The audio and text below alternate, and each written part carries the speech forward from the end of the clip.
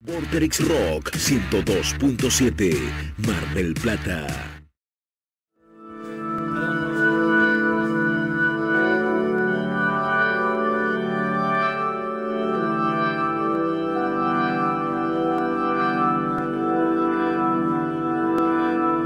Y como cada tema raro que suena aquí en Rock on the Rocks es porque evidentemente inicia la sección el señor Panchito Sassano.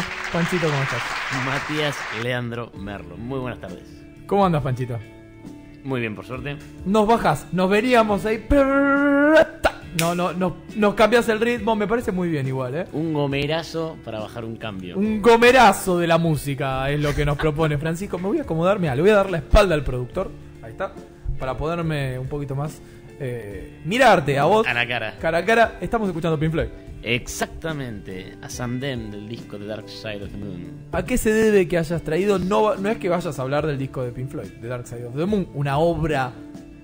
En todo sentido, un En todo discazo. sentido. De pie a pa, desde la música, del contenido, del tema, desde el arte de tapa, obviamente. Una obra maestra. Pero que no es el caso que... No, por eso también me gustaba la idea de bajarlos de un gomerazo. Desgraciadamente, el pasado 16 de abril se nos fue Storm Thorgerson, que es un diseñador gráfico británico, o mejor dicho, artista plástico, que fue quien, por ejemplo, trabajó en la portada de Dark Side of the Moon, una de las más icónicas, representativas de la historia de la música.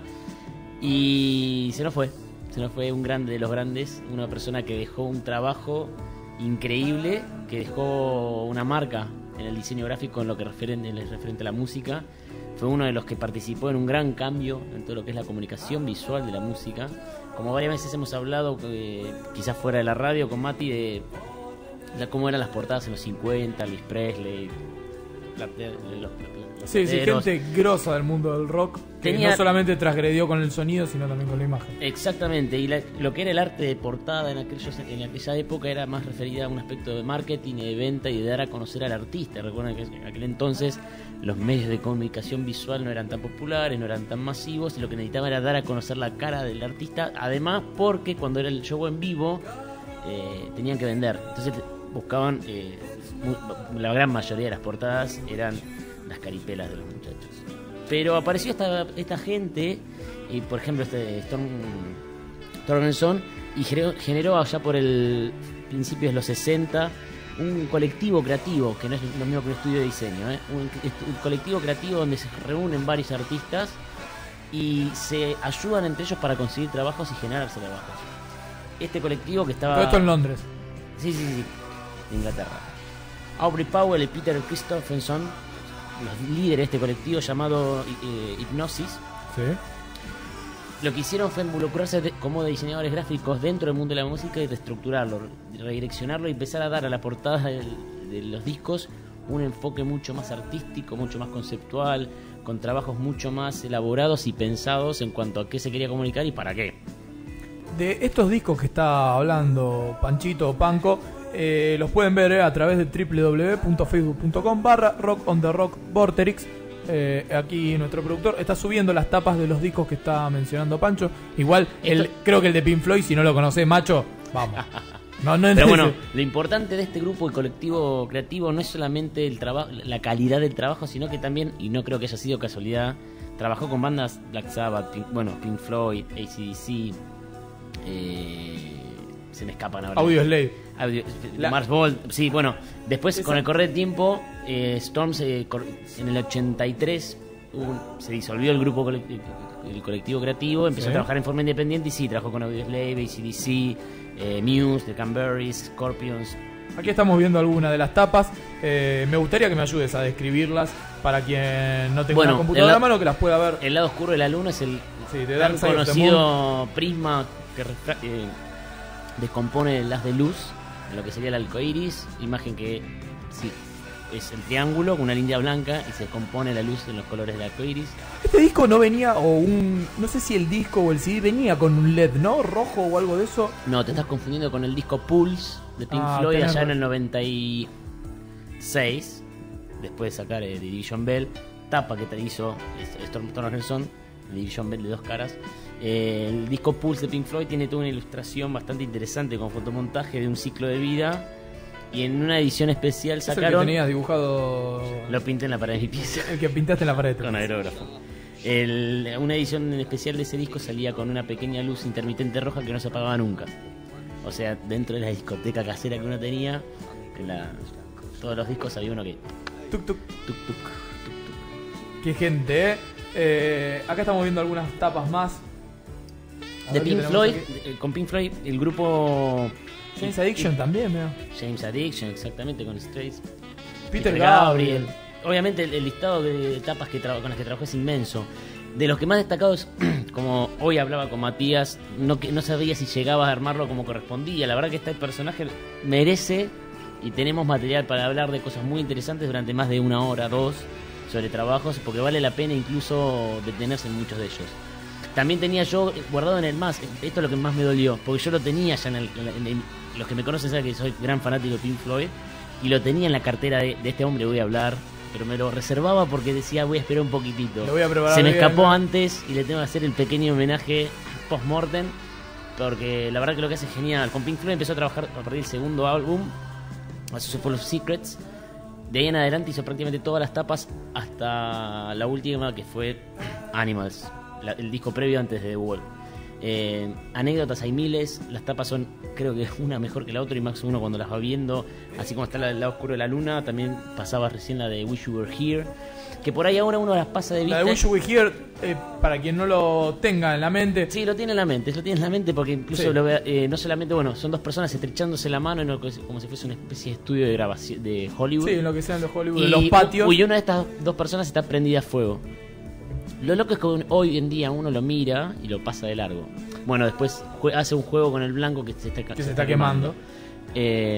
Hoy uno pasa de largo esa etapa, pero cuando se pone a pensar el momento en que se hizo, el Photoshop no existía y ese tío estaba prendido a fuego de verdad. Claro, realmente estaba prendido fuego. Tuvo un par de quemaduras. Pero bueno, lo que decíamos ¿De en un verdad? principio. Sí, es de verdad. No, de verdad se quemó. Se quemó, pero no mucho. No es que la pasó mal. Era un actor de doble riesgo. Doble de riesgo. Investigando material sobre esto. Ahora no tengo el listado de las películas, pero participó en algunas que otras comerciales y películas conocidas. Como Mira. Doble de riesgo. Pero lo que decíamos es, en una época donde no existía el Photoshop incluso, esta persona se lanzaba y reconceptualizó el tema del arte de tapa, llevándolo a un plano mucho más interesante. Como decíamos antes, eran solamente los rostros de los artistas o los artistas tocando en vivo. Lo que empezó a trabajar es meterse más en la historia de la banda, buscar aspectos conceptuales que los vincularan con espacios y lugares, y se generaba una composición mucho más escenográfica, espacios abiertos, y donde el mensaje iba más allá del artista y había un concepto. A ver, creo que muchas veces por ahí se desvaloriza el hecho de decir, bueno, una tapa, bueno, sí, sacate una foto con la banda, poné cara de malo, un águila volando y tenés una tapa de disco increíble. Pero esta gente que en verdad tiene una sola imagen donde tiene que contar la banda, lo que está dentro del disco, la historia que tenga, el momento por el que esté pasando la banda, creo que es inmenso el poder de resumen que tiene que tener cualquier persona que haga un arte de tapa. Eso en lo referente obviamente al mensaje. Tiene que concentrar y sintetizar un montón de cosas En una imagen. En una sola imagen. Y también está lo que lindo, bueno, feo o malo no deja de ser una realidad.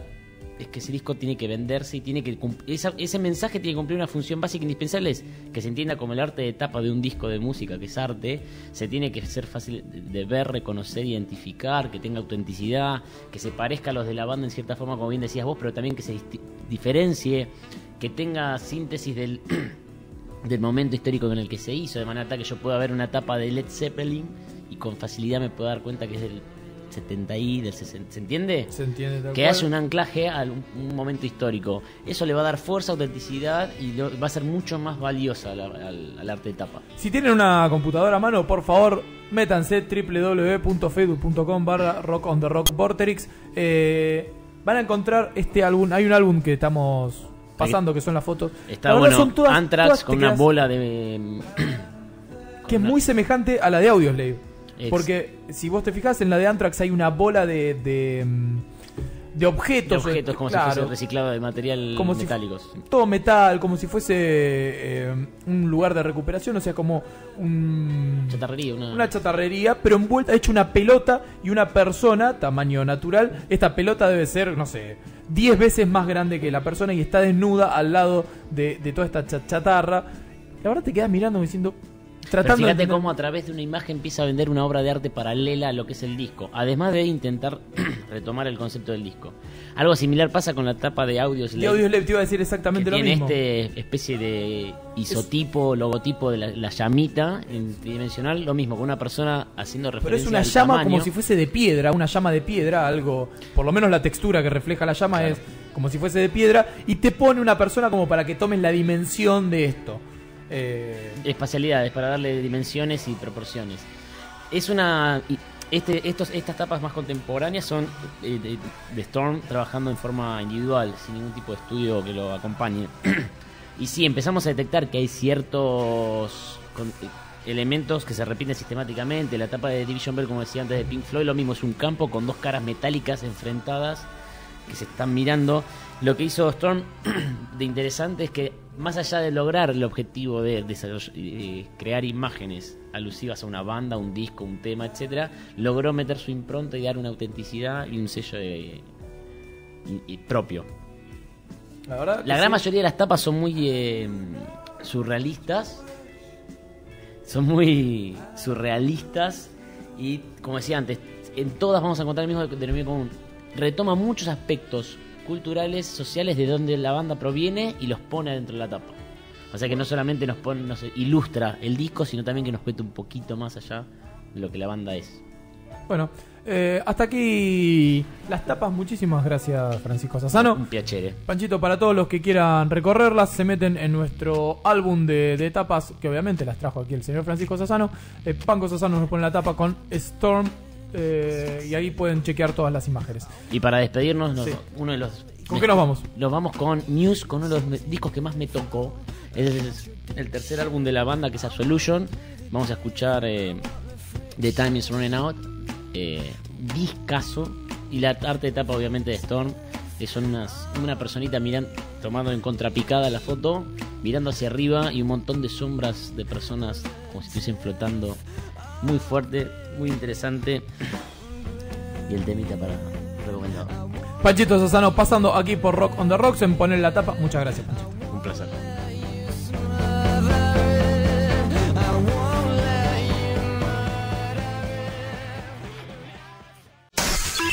Desde Mar del Plata, República Argentina, transmite en la frecuencia de 102.7 MHz. Vorterix Rock.